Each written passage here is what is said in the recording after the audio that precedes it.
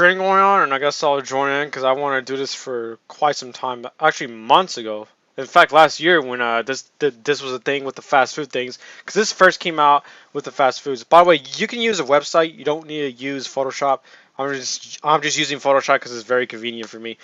Okay, cool. So first up is gonna be Apocalypse Rising. This game was the best one, but unfortunately it died down to hackers, and because of the hackers, it's gonna get an E, bro. You got hackers that do stuff like vesting, no clipping, flying, speeding, God mode, one shot killing you, etc., etc. The list goes on, and because of that, it's gonna have to die at an E.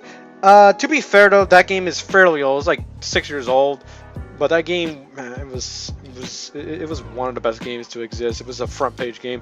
Arsenal is a very well made game. The problem is that there's a huge amount of flaws in it.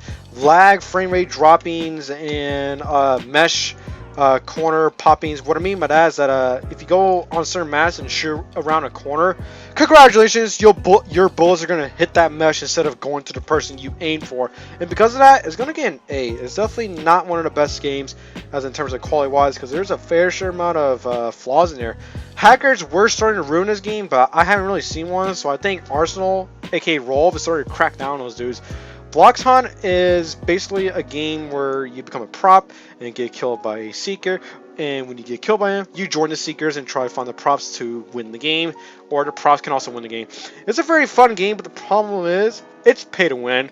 There's tons of game passes in there, like faster walk speeds, seeing people through walls, and those are only obtainable by Roblox. So because of that, it's gonna get a D, bro. The pay to win in there really ruins it, because it's not something like, you know, like 1+ walk speed like that I would not care about, but literally seeing people through walls, yeah, that just ruins the game. What the hell are you doing? Okay, cool. Counterblocks is a pretty well-made game, and it's clearly based off of Counter-Strike Global Offensive, if you didn't know that.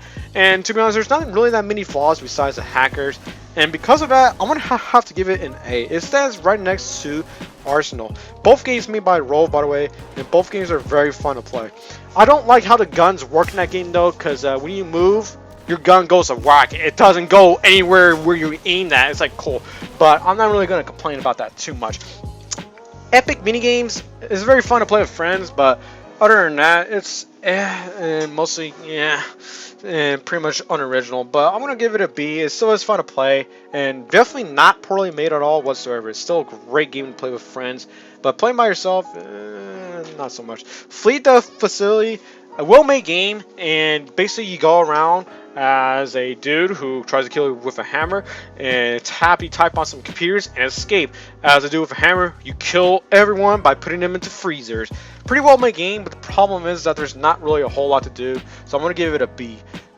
There's only one objective, and that's to either become a hammer dude or to become a innocent. That's really about it. Roblox High School role-playing game, very fun to play with friends, to troll. As for kids actually enjoying the game and role-playing, I typically don't do that. I'm an 18-year-old, so I don't do that type of crap. But it's well made, so I'm gonna give this around an A. Definitely well made, and definitely a different taste into games. Iron Man Simulator is one of the best simulators I ever played. Very good details as in animation, sound, and the way these Iron Man things are built as well. But the problem is that there's not really a whole lot to do in that game. So because of that, I'm going to have to give it a B, bro. It's just not really a whole lot to do in that game. Next up is Jailbreak. To be honest, I don't like Jailbreak. And Jailbreak is, to be honest, an unoriginal game along with Mad City. They're both based off of Prison Life, which Prison Life was based off of something else, and la la la la. And Jailbreak, to be honest, my guns in there are pretty meh, and the cars in there are pretty and the grinding process takes forever. And both Mad City and Jailbreak are pay-to-play games. You can literally only get the SWAT Game Pass by paying Robux. You cannot get it any other way. In Mad City, it is just like RPG and op. You can only get it with the Game Pass, and for that, I'm gonna have to give it both of them C's, bro. I don't support pay-to-play games. Sorry, bro. And the quality of it just doesn't make up for it. Mocap Dancing uses a bunch of stolen animations apparently, and like the game is fun to play with friends and goof around for about 20 minutes, but the grinding process in there, it's pretty stupid. You literally stand still and get a point every minute. 1 point. Dances cost like 2 to 4 points. So because of that, it's gonna get a D, bro. Try to come up with something better for the grinding process, and maybe not use too much stolen animations, and then we'll talk, bro. We will talk. Okay, cool. Murder Mystery. Very unoriginal game. There was Clone Trooper, Lalores, and Nicholas who made this, and Nicholas is the only one surviving from this little franchise because they all had their own little games. But it's very unoriginal, and like, it's not poorly made. No way in hell is poorly made. But the grind process in there is pretty awful. It takes forever to get these, fast scene throwing knives thingy and, one-shot bullets or something crap like that. And because of that, it's gonna get a C, bro. Sorry. Natural Disaster Survival. It's a pretty fun game, not gonna lie. Very fun with friends. And it's slightly pay to play because you get a balloon for 75 Robux and you can't get that in shop, but I don't think that's really a big problem. Like, it doesn't make you a god, it just simply makes you fly up in the air and then you fall back down. So yeah, it's definitely fun to play with friends and it's not low quality, but I wouldn't see myself playing this game for a long ass time. So because of that, it's gonna get a B. It's pretty good, but not the best. Phantom Forces was one of the best games. I would easily give this an S grade. But the problem is that the hit registration here made it a big controversy because you would get moments like this.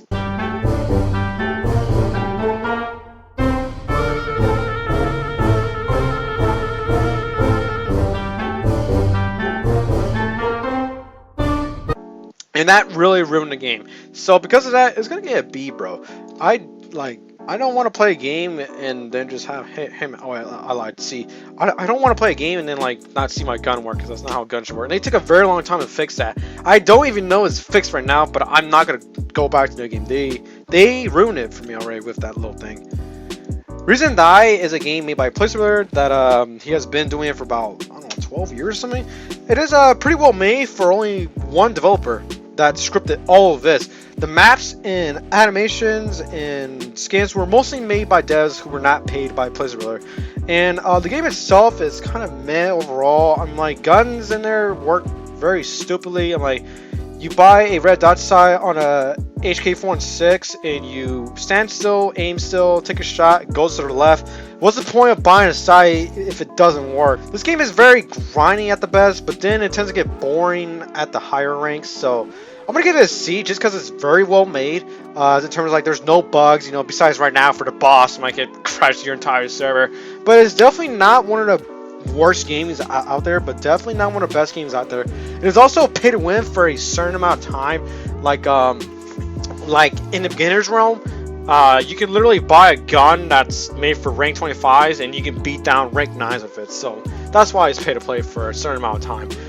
Next up is Shark Bite. Shark Bite is pretty cool. I haven't really seen a game like this. It's pretty much on the same concept of Murder Mystery. One player is something super cool, then the rest are shrimps pretty much. This game is fun, but I definitely wouldn't see myself playing this for a very long time, so I'm going to give this a C. Next up is streuset, one of the more well-made games, and it's definitely not original. This is purely based off of Fortnite, and I mean, just because it's based off of Fortnite, it doesn't mean the game sucks. It is definitely well-made, and deserves a B in the A spot, but because it's not original, I'm not going to give it the best tier. I'm just going to give it an A, which is still, nearly the best games. Those Who Remain was basically the mix of Phantom Forces and Reason and I combine it, and here you go, into a weight-based shooter. This game was very popular when it first came out. It had about 3,000 players or 4,000 players, but what killed it was the grind process in there was awful and very stupid. I don't see how the devs thought that this was a great idea. Basically, to win a map, you have to play for an hour straight. That is way too long, and the grinding process in there took way too long, and that's probably what killed the game. So I'm going to put this around at a C. It's very well made though, animation, sounds, and how the guns are made look great, but the grinding process in there is very awful. Next up is Tower Balls. Tower Balls, to be honest, it's a fun game, but it's pay to win for a certain amount of time. What I mean by that is that when I first played, I had a scout, and this dude literally had a commando, and he beat my ass down. I was like, how's this fair? What the hell? I have a scout. This dude has a commando. How the hell am I supposed to win? That's stupid. Later I found out he had 0 wins and just bought a commando with credits. So I'm gonna give it a B.